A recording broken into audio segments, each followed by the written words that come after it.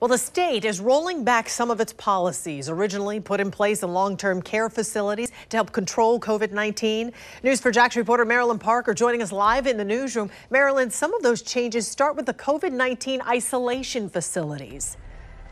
Yes, consider Dolphin Point here in Jacksonville. The state designated it an isolation facility for COVID-positive residents of long-term care facilities who don't need to be in a hospital. But starting today, 18 of the 23 isolation facilities in Florida will stop admitting them because there aren't as many sickened people with the virus. But some say now is not the time to pull back.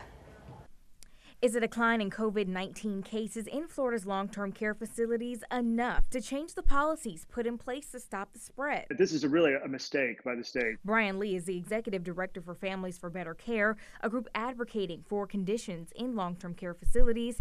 He says the changes coming could be deadly. The state will no longer be supporting every other week testing for workers in long-term care facilities, and it's starting to phase out 23 isolation centers designated for COVID-positive residents who couldn't isolate in their own facilities. 18 of them stopped admitting patients Friday. The 5 others, including Dolphin Point in Jacksonville, will stop October 1st.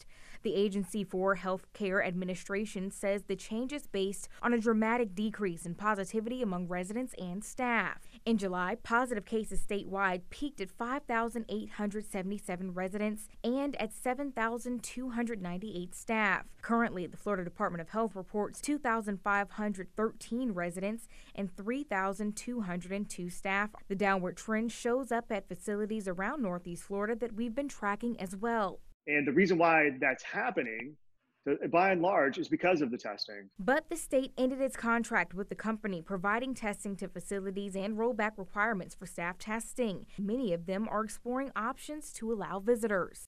Is testing visitors even possible when the state is looking at eliminating every other week testing? There could be a surge in the number of cases going forward, and also, I hate to say it, the number of deaths.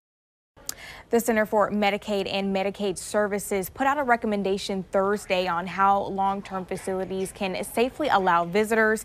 It says outdoor visits are preferred to indoor visits, but that indoor visits can take place if certain criteria and procedures are followed. Tarek? Marilyn, thanks.